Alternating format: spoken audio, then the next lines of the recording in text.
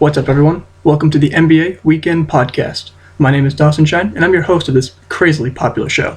First off today, we're talking about the Warriors versus the Memphis Grizzlies. This game was an absolute thriller. The Warriors faced off against the Memphis Grizzlies team, missing Marc Gasol, their starting center and amazing defensive anchor, Tony Allen, another defensive perimeter anchor, and their starting point guard Mike Conley, previous All-Star.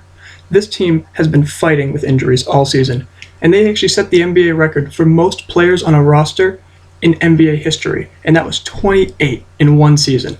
And last night, they played with a mixture of random players from the D-League, pickups in the middle of the season, and savvy veterans who really showed that they were still able to play in this league. Some of these players, such as Matt Barnes, Lance Stevenson, they're trying to really revive their careers. They struggled on previous teams, such as the Clippers, or the Charlotte Hornets in Lance Stevenson's case, and they really want to show that they can still play in the NBA.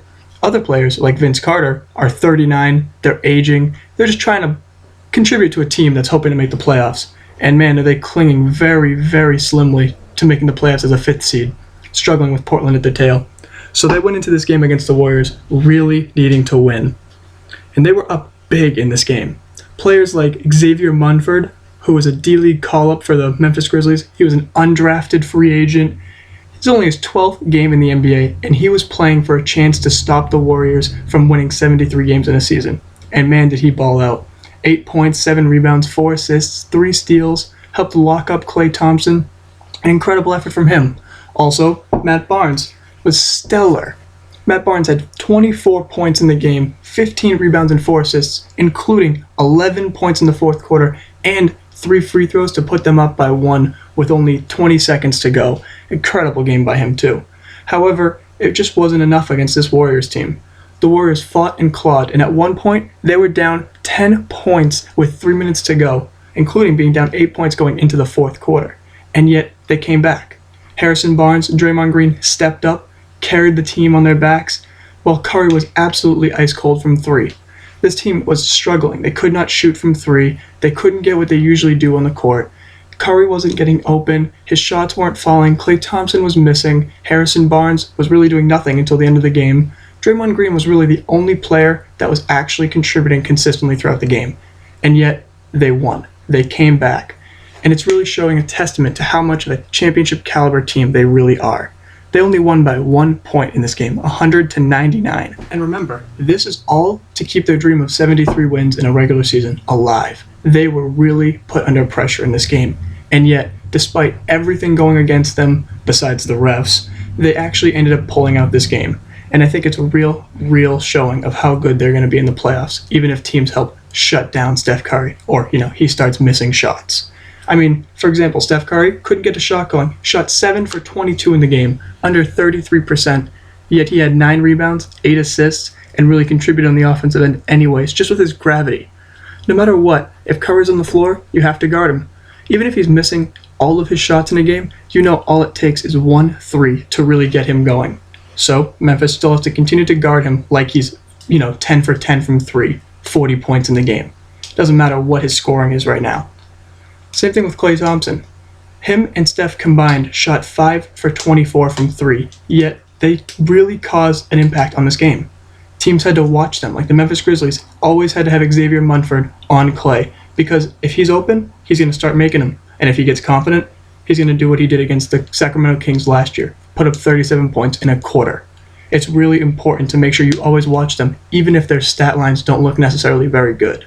And really, most importantly, this team has players who step up. For example, Draymond Green, 23 points, 11 rebounds, 4 assists, 3 blocks. He was a monster on both ends of the floor. I mean, he was running pick and rolls as the pick man.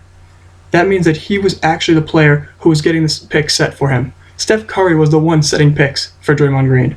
Now, if that doesn't seem like a role reversal to you, I don't know what is. Because I don't really imagine 6'10" power forwards getting picks set for them so they can drive down the lane and dunk it. That's a pretty rare occurrence. But because of his versatility on offense, Steph Curry could actually contribute by setting picks for him and letting Draymond Green go to work, and he really shined. Zach Randolph really could not keep up with his athleticism, and later on, Matt Barnes couldn't once he got switched to him. It was an incredible show he put on, especially in the fourth quarter, including the lead getting tip-in off of a missed shot by Steph Curry. He just put in an incredible effort. And at the end of the game, there was a little bit of controversy about the ending. However, it still showed the cohesiveness of this Golden State unit. Despite the fact that Lance Stephenson appeared to be fouled on his attempted game-winning shot at the end of regulation, they still had a triple team on him. They made sure that even if he was going to shoot it, there was no way he was going to make it. He would have to have the refs call the foul on him. And unfortunately, for Lance Stephenson and the Memphis Grizzlies, the refs tend to swallow their whistles when it comes to a great team and the end of the game. Really, everything was going against them. So, despite putting up a great effort for a very, very hurt team like the Memphis Grizzlies, they lost 100-99, and the Warriors continue their run as maybe the best team in NBA history, at least for regular season. So, it definitely sets up a very important game for tonight. Sunday the 10th, 2016, we're going to have one of the most important, influential, and just outstanding games, hopefully, in NBA history for the regular season. Because, I don't know if anyone knows this, the Warriors are facing off against the San Antonio Spurs at the AT&T Center in San Antonio. And you may not understand what this means yet, but you will. Spurs are 40-0 at home. They have not lost a single game. And if they can win this game tonight, they will be 41-0, a home record that is perfect, and that has never been done in NBA history. They already hold the record right now of home win streak. However, if they can go 41-0 in the season, it'll be something no team has ever been able to accomplish. Not even the 96-97 Bulls, not the 83 Celtics, not the Showtime Lakers. No one's done it. And so, it's a really, really important record. And on the flip side, you have the Golden State Warriors, who, of course, are going to be going for their 72nd win in the season. That means they might be tying the Chicago Bulls record tonight, 7 o'clock. And that's incredible to watch, because you have two teams that are both fighting for a record that they want to have. If Golden State loses, they lose their chance at getting 72 wins tonight, and of course, they lose their chance of getting 73 wins and actually owning the record on their own. On the other hand, the Spurs will lose their perfect home record. They'll never have a chance to set it until next season, and they may never do it again because it's so difficult to accomplish. So, it's definitely going to be a very entertaining game to watch tonight, and I can't wait. Hopefully, it'll be better than the other two matchups because, of course, the Spurs got blown out in games 1 and 3 of the season series. Warriors were full strength both in game 1 and 3 and just blew them out, ran them out of their own building, and they couldn't keep up. Hopefully this game, the Spurs will play more like they did when the Golden State Warriors were missing quite a few players in game 2 of the season series. This will be the Spurs' final chance to prove before the playoffs begin that they can really compete with the Warriors at full strength. And if they can't do it, then it's going to really leave Spurs fans and the Spurs organization worried come playoff time. Because if they hope to make it to the NBA Finals, they're going to have to go through the Golden State Warriors. And I know there's still technically a chance the Warriors get knocked out by some team in the first or second round, but in reality, we've watched this team play all season, and I cannot imagine any team besides the San Antonio Spurs competing with them and winning 4 games in a 7-game series. It just doesn't seem possible. Which is why the Spurs must win tonight, because if they don't win, then mentally they're going to be so far below the Golden State Warriors' confidence that they're going to get run out of their own building even in the playoffs, because it's just not possible to compete with a team if you don't feel like you can win. And if they lose tonight, they do have Boris Dio out, but he's not as important of a factor as some people may think. So if they lose tonight without Boris Dio against the Golden State Warriors at their own building with so much on the line, they're going to go into the playoffs feeling mentally depressed, really. Depressed may not be the correct term, but it's definitely close to it, because they will feel like they have no chance competing with the Golden State Warriors, these record-setting Warriors, this team that may have broken the NBA win record in the regular season. And if they feel like they can't compete with them, then they won't compete with them. So it's really important that they win tonight. And I'm excited because I really want to see a good game. You know, from start to finish, hard-fought victory for whichever team wins. Hopefully, the Spurs to keep it interesting. Because I'd like to see the Warriors make history, do something that no team was predicted to ever do again. But honestly, it'd be a better story for the playoffs if the Spurs could win this game and show they can beat the Warriors with so much on the line. Speaking of playoff confidence, the Atlanta Hawks last night gained sole control of the 3rd seed in the Eastern Conference after beating the Celtics 118-107. An incredible game, except for the ending. The Celtics originally had a pretty big lead in the 3rd quarter, had a pretty big lead in the 2nd quarter. It was an offensive showcase, 71-67 at the halftime. And yet, all of a sudden the offense has cooled off, and especially in the fourth quarter, the Celtics, their offense went stagnant. They couldn't get any movement, and they could not get a shot to go into the basket.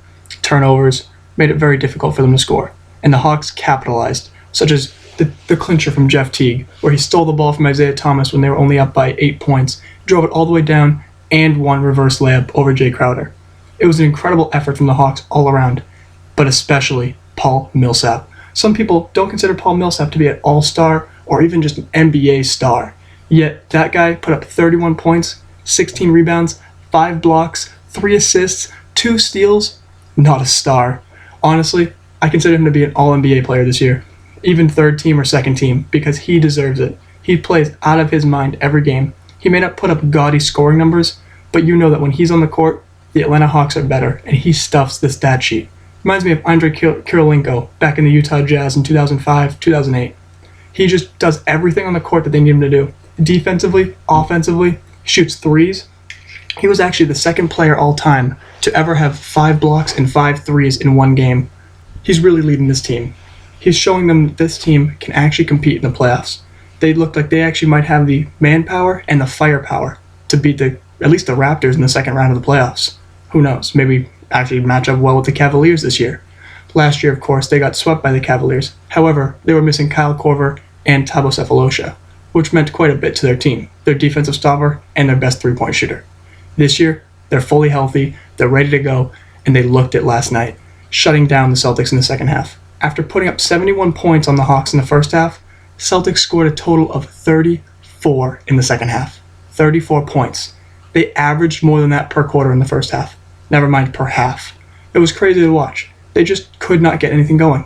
Turnovers, steals, just bad passes, blocks. Nothing could work against this Hawks defense. They just locked in and locked out the Celtics from getting the third seed, which leaves the Celtics now at 47-33, one game back of the Hawks at 48-32, which puts them at the fourth seed, whereas the Hornets and the Heat are both a half game back of the Celtics for the fourth seed at 46-33, leaving this Eastern Conference playoff race in a real tight position, to be honest. The Hornets and the Heat are tied at 46-33, but all they need to do is win another game in order to tie the Celtics and put it into a 3-way tiebreaker for the fourth seed. Unfortunately for NBA fans, that tiebreaker is impossible because the Celtics will be playing both the Hornets and the Heat in the upcoming week, and those two games are going to really decide who wins this tiebreaker or this, cluster in the middle of the Eastern Conference. Because if the Hornets win, the Celtics get knocked down to the 6th seed, and then it's going to be the Heat versus the Hornets, basically, trying to fight it out for the 4th seed. If the Heat and the Hornets beat the Celtics are not going to be able to take any seed higher than the 6th seed, and they will be facing most likely the Hawks in the playoffs, which is a team that is frightening for Celtics fans. On the other hand, if the Hornets and the Heat lose to the Celtics, they're guaranteed to be the 5th and the 6th seed. Celtics will be the 4th, and Hawks will be the 3rd, my apologies. So this is a really important stretch for all three teams, Celtics, Hornets, and Heat.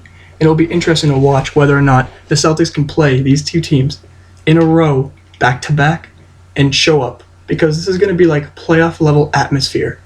These teams are playing for home court advantage in the playoffs. They're playing to make sure that they don't have to face the Cleveland Cavaliers in the playoffs until the 3rd round of the Eastern Conference Finals. And it's going to be huge, especially because the Heat, especially, are playing out of their mind lately. They did have a couple of hiccups the last couple weeks, but their bench has been incredible. Josh Richardson, the rookie, is shooting out of his mind.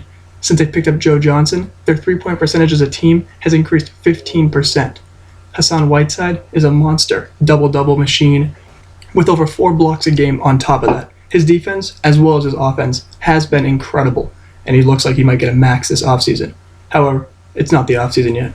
You have 3 teams fighting for their playoff seeding, their playoff lives, home court advantage, and it's going to be an incredible fight to the end of this regular season. And I'm looking forward to watching this, even as a Celtics fan, knowing how much pressure is put on this young team. However, that's enough about the 6-3 seeds in the Eastern Conference. I'm sure you guys are all more interested in the 8th seed. That's a fight right now. The Bulls are the 9th seed at the moment. They need to win out for the rest of the season in order to overcome the Pacers in the 8th seed. And that's only if the Pacers lose out for the rest of the season. And last night, this came to a very, very big head because the Bulls faced off against the Cleveland Cavaliers, number 1 seed in the Eastern Conference, have some guy named LeBron James. I don't know if you guys know him or not. He's pretty big, pretty good. He faced off against the Bulls and had a chance to eliminate them from playoff contention for the 5th time in 6 years. As some people might say, he's like death, taxes, Spurs winning 50 games, LeBron eliminating the Bulls from the playoffs. It's just a thing that happens every year. We're used to it, right? No, didn't happen. The Bulls fought on their home court, showed up even when they really could have packed it in and quit for the season, 105-102. Justin Holiday making the game-saving, season-saving block at J.R. Smith at the buzzer. Incredible effort from this entire team. Players that weren't even on the roster at the beginning of the season showing up and outplaying Cleveland Cavaliers team with 3 All-Stars. Kevin Love, Kyrie Irving, LeBron James, J.R. Smith playing out of his mind, 7 threes. He has a Cav records 204 on the year, and yet they couldn't overcome the Bulls. The Chicago Bulls, who had a guy named Cristiano Felicio, some Brazilian 6'9" center, only played maybe 5 minutes a game for the season in 28 games. He showed up 16 points, 5 rebounds, 7 for 7 shooting. I mean, how does that even happen? How do you let a guy who hasn't been in the NBA for more than half a season score 16 points on perfect shooting on you? I don't know how, but the Cleveland Cavaliers sure do, because they did it, and they let it happen. And the Bulls took it right to them. They were going back and forth in the fourth quarter until the Bulls really helped put it away on Jimmy Butler and Derrick Rose's backs, who, despite poor shooting in the game, really helped clinch this game for them, because it was important. If they lost this, their season was over, guaranteed. They were out of playoff contention. And despite the very slim chance of making the playoffs that they currently have, there's still a chance. And it's nice to see them really fight against a team that just kind of expected to roll over them in the Cleveland Cavaliers. However, you can't really knock the Cavaliers. They did play really well, at least on the offensive end, in terms of their star players. LeBron James, 33 points, 7 rebounds, 3 assists. He did his usual work against the Bulls. However, players like Kyrie Irving really didn't do what they're supposed to do in this game. Kyrie Irving had less than 15 points again. And not only did Kyrie fail to score, which is one of his biggest attributes and really his only positive influence on this team, he didn't rebound well. He didn't facilitate the offense. Of course, some of the pressure of the offense does go on LeBron James, not Kyrie Irving. However, when LeBron James is on the bench, Kyrie Irving needs to be on the court running the offense like a point guard, not like a shooting guard who just wants to get his shots up and miss repeatedly. It's frustrating to watch him play because he has such great talent, innate ability. He can pass, he can dribble, he can shoot, and yet it's just not coming together. He doesn't play defense even though he's athletic and he can really, really guard someone. He doesn't shoot well because he takes bad shots. Only some games when he has it on will he shoot positive, above 50%. And he never passes well. People always joke he's a point guard, not a pass guard, but still, he's a point guard. He's running the offense, and yet he doesn't run the offense. He just runs an offense for himself. And it's frustrating to watch because this team could be so much better if he played up to the levels that he could be capable of. On the other hand, Jimmy Butler had a tough shooting game, 21 points, 6 assists. He fought all the way to the end and made sure the Bulls didn't lose this game when they knew they had to win it. That's what true fighting is. It's not Kyrie Irving quitting and just taking a random 3 or a fadeaway shot because he doesn't want to work for it, doesn't want to facilitate the offense. It's frustrating to watch, man. I don't know why, but it just is, because you know his talent could be used so much better, and this Cavaliers team could be so much better. How do you lose to the Bulls? You're the number 1 seed in the conference, and you're struggling against a team that can't even get a playoff spot. Obviously, I'm a little happy about them failing miserably because I'm a Celtics fan. I'm a little bit hurt from last year when we got swept in the playoffs by them. But still, it's frustrating to watch so much talent go to waste. Their big 3 should be way bigger. LeBron James, Kevin Love, Kyrie Irving. 4 years ago, that's a lineup that would make teams in the league shake. And yet now, they're too afraid to actually run an offense properly. They're too afraid to play defense, so they fire their coach. They're just afraid. They're just disappointing. They don't put in the effort because they think that other teams are going to roll over and give them wins. And look what happens. You leave hope for the Bulls because you don't play them and punch them in the mouth from the start. It's frustrating to watch.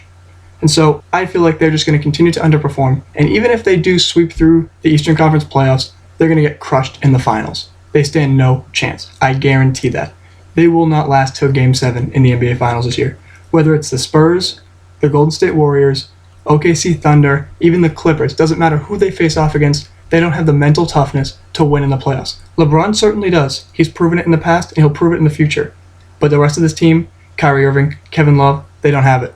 They're so inconsistent. They don't play the way they should be playing as a team. and they just don't have it in them to win in the playoffs. Because of that inability to play in big games and show up, Chicago Bulls still stand a chance. And I don't want to discredit the Bulls. They played tough last night. They came out when they could have rolled over, and they fought hard to the end of the game, winning a close-fought battle with a very, very good team. I won't say great because I don't believe the Cavaliers are great, but I believe they're very, very good. And the Bulls showed that they could actually perform and play well. For example, the Bulls are 3-1 against the Cavaliers this season, 4-0 against the Raptors. They showed up against really good teams, and they played well. They did, unfortunately, lose to a bunch of bad teams, which is why they're in this position about missing the playoffs. But they still showed up last night when they really needed to. So that's encouraging to watch, maybe for the future. They need to develop a mentality like they used to have with Tom Thibodeau as a coach, which was fight to the end, fight every single second on the court. And I'll give them credit because it showed that last night. So it's encouraging to watch for the future seasons. So now, to end off this podcast today for the weekend, I want to do a new segment. And this segment is a controversial discussion topic. I'm going to make an argument for something, and I'm going to let you guys fight it out in the comments with me, whether or not you agree or disagree. Today's topic, LeBron James over Stephen Curry for MVP of the season. Now, hold up. Don't yell at me just yet. Hear me out, because I feel like this is actually an argument that could be made. First of all, LeBron James is having his best defensive season ever. He's a number 2 small forward in the league for defensive win shares, DBPM. Basically, if you have a stat that calculates defensive impact in a game, LeBron James is having his best season ever at it. And his best season ever at defense is very, very good. Steph Curry is definitely having a better season at defense than he used to have. However, his best is mediocre at best. Steph Curry can't really defend. He's small, he's weak, he can't really guard opposing point guards that well. He's not as quick. However, LeBron James can guard anyone. LeBron James is quick, he's strong, he's fast, and when he's locked in playing defense like he is this season, he's incredible to watch. So, it really shows his defensive impact is stronger than Stephen Curry's. Now comes a discussion that people may not agree with. This is whether or not valuable means valuable to the team or just the best player in the league. Because I believe LeBron James is more valuable to the Cavaliers than Stephen Curry is to the Golden State Warriors. If you take Steph Curry off of the Warriors team, I believe they can still win 35, maybe 40 games. However, when you take LeBron James off of the Cleveland Cavaliers, they are 4-14 in the last 2 seasons. So far under 500, I can't find them. It's crazy to think about. He is so important to this team, both in terms of offense and defense, that when you remove him, 2 All-Stars, Kyrie Irving and Kevin Love, can't even win more than 4 games out of 18. So to me, if you think of valuable as importance to the team in order to get wins, I believe he adds way more wins to the Cleveland Cavaliers than Steph Curry adds to the Warriors. And that's not a knock on Steph Curry, of course. Steph Curry is playing incredible on offense this season. Also, to add to this, I believe LeBron James on offense is on par with Stephen Curry as a facilitator. I believe he's the best passer in the league, pure passer, because he can make any pass. Bounce pass across the court, behind his head pass, watch highlights of it on YouTube. The man can pass in any which way. And so I feel like he can definitely facilitate the same as Curry. Also, he still averages 25 points, 7.5 rebounds, 7 assists. That's an incredible offensive player. He gets offensive rebounds, he can dunk it, he can drive. I mean, he's the best person to drive in the league. I can't see anyone else that can get in the lane the way he does and just body players. Whereas Steph Curry, he can do that, but he does a little bit more trick shots to it, of course. More finesse, unlike LeBron who can just bully his way through. So I believe they're on par with each other when it comes to driving into the lane. Finally, the only real deficiency in LeBron James' game is shooting outside. This season, he's having his worst three-point shooting season since his rookie year. He's shooting 29% from outside, and that's really low. It's below league average of 34%. However, I believe that his abilities on defense and on offense as a passer, as a scorer, as a distributor, and as a defender in both the post and on the perimeter make up more than enough for his deficiencies shooting outside, as long as he's surrounded by a team with shooters such as Kyrie Irving, J.R. Smith, Iman Shumpert, Matthew Dellavedova, Kevin Love. Those are all three-point shooters that help spread the floor so he can go to work in the middle. Whereas Steph Curry has a huge defensive liability. His deficiency is on a whole half of the court. I mean, they have to put him on the worst player on the opposing team's offense just to hide his defensive deficiencies. And that's a problem to me, because I believe that MVP needs to be both a defensive and an offensive anchor for the team. They need to be important on both ends of the floor. And to me, Steph Curry isn't that important on the defensive end. He's actually a net negative in my mind. So, to me, LeBron James is the MVP this season. Whether or not he gets the award doesn't matter to me. I believe he's the better player for the season and more valuable for his team. But share your thoughts with me, and let me know what you guys think, because that's what's important. I want to hear if you guys agree with me or disagree with me. Let me know in the comments, and if you like the podcast, like it, subscribe to it. Thanks for listening.